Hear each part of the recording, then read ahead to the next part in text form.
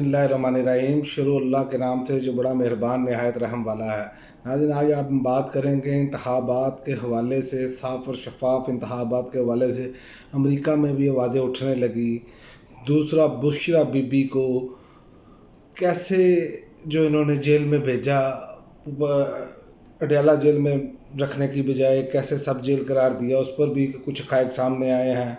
और 9 मई के हवाले से इमरान खान को सज़ा और मज़ीद अपना तहरीक इंसाफ को काला दम करार देने के प्लान पर भी बात हो रही है। और इलेक्शन कमीशन का एक अनोखा इक़दाम, और फिर बिलावल और मरियम की नई मंतकें, उस पर बात करेंगे। सबसे पहले बात करते हैं कि अमेरिका में जो आवाज़ें उठने लगी, इल्हान उमर जो हैं वो अब उन्होंने कहा है कि एक अपोजिशन जमात को मुजरम करार देकर शफाफ इंतखाबात कैसे हो सकते हैं, और ये सवालात उन्होंने उठा दिए हैं।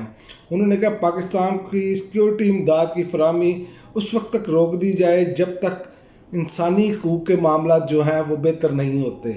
तो अब ये आवाज़ें उठना शुरू हो गई हैं, क्योंकि जिस तरह इंसानी हकूक़ की पामालियाँ, चादर और चार दीवारी का तकद्दस पामाल, और जैसे ख़वातीन के साथ जो सलूक किया गया वो भी हमारे सामने है। इसलिए अब इंटरनेशनल मीडिया जो है वो दबाव बढ़ाता चला जा रहा है और पाकिस्तान की इसमें बदनामी हो रही है।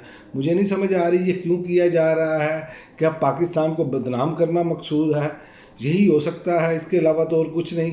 आज देखें, हम कश्मीर डे है उस पर बात करनी चाहिए, लेकिन जो जुल्म और बर्बरियत यहाँ पर पंजाब पुलिस ने बर्पा की हुई है और बाकी शहरों में भी जैसे पुलिस कर रही है, और टांगे इस तरह कांप रही हैं कि जो हमजा शहबाज वाला हल्का है जहाँ सामने आलिया हमजा खड़ी हैं, वहाँ पर इनकी हालत ये है। दूसरा, आप देख लें कि सोशल मीडिया पर वीडियो वायरल है कि अता तारड़ के दफ्तर में कैसे 5-5 हज़ार के नोट बांटे जा रहे हैं, वोट खरीदे जा रहे हैं, और सवालिया निशान तो लगेगा, यानी कि लोगों की गुर्बत और मजबूरियों से फ़ायदा उठाया जा रहा है।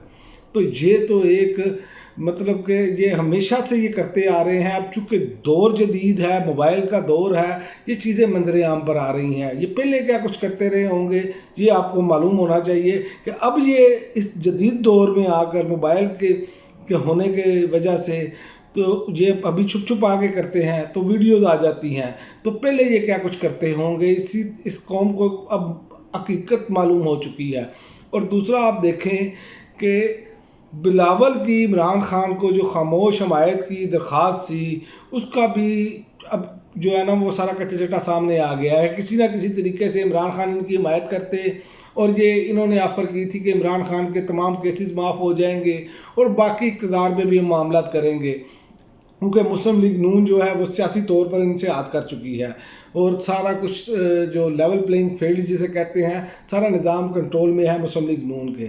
लेकिन इमरान खान ने बहुत समझदारी का मुजाहरा किया, उन्होंने साफ इनकार किया, उनका कोई चक्कर ही नहीं है।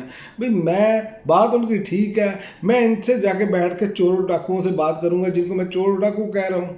तो इन्होंने तो हमेशा आवाम को नुकसान पहुंचाया। 16 माह में ये सारे इकट्ठे ही थे ना, तो जो इन्होंने मुल्क की हालत की वो हमारे सामने है। तो इसीलिए ये सारी चीज़ें जो है ना ये करते चले जा रहे हैं। और बुशरा बीबी को के वाले से जो बात है, बुशरा बीबी को जेल में क्यों नहीं रखा गया, बनी गाला वो जाना नहीं चाहती थी। आप अंदाज़ा करें कि ज़राए बता रहे हैं कि नोटिफिकेशन बाद में जारी किया गया है, और बुशरा बीबी को जो है वो पहले बनी गाला भिजवा दिया गया और सब जेल करार दिया गया। नोटिफिकेशन बाकायदा बाद में ऑफिशियली तौर पर जो है वो निकाला गया।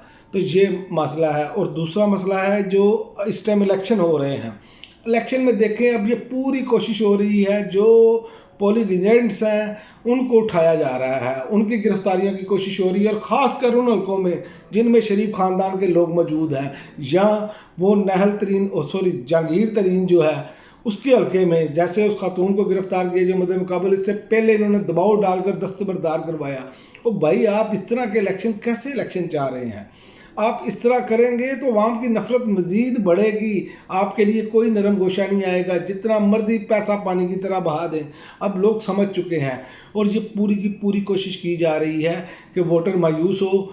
वही बात, इसीलिए इन्होंने ये बात की थी कि साड़ी तो गल हो गई है। और अता तारड़ जैसा बंदा जो है वो आप अंदाज़ा करें, उसने दाढ़ी रखी हुई है, और सारे वो जो उनके दफ्तर की जो वीडियोज़ हैं ये वो अपने पल्ले से तो नहीं कोई दे रहा ना, یہ تو تارڑ صاحب کے بڑے بھی جو ہے بریف کیس بانٹتے رہے ہیں، تو لہٰذا یہ وہ ریگنگ والی سیاست، دھاندلی والی سیاست، اس کے علاوہ امپائر ساتھ ملا کے کھیلنے والی سیاست کے علاوہ یہ کچھ نہیں کر سکتے، کیونکہ یہ پیداوار ہی اس چیز کی ہیں، اسی لیے انہوں نے ایسا کچھ نہیں کرنا۔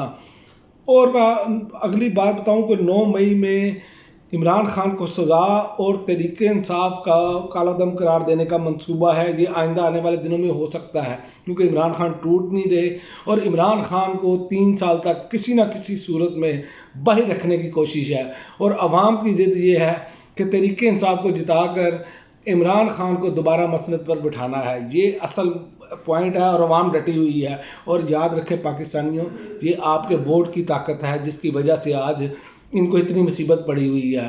آپ کا ووٹ کوئی عام ووٹ نہیں ہے، آپ کے ووٹ کی بہت اہمیت ہے، اسی وجہ سے یہ نظام کپ کپا رہا ہے، اور انشاءاللہ تعالیٰ آپ اس نظام کو 8 فروری کو دفن کریں گے۔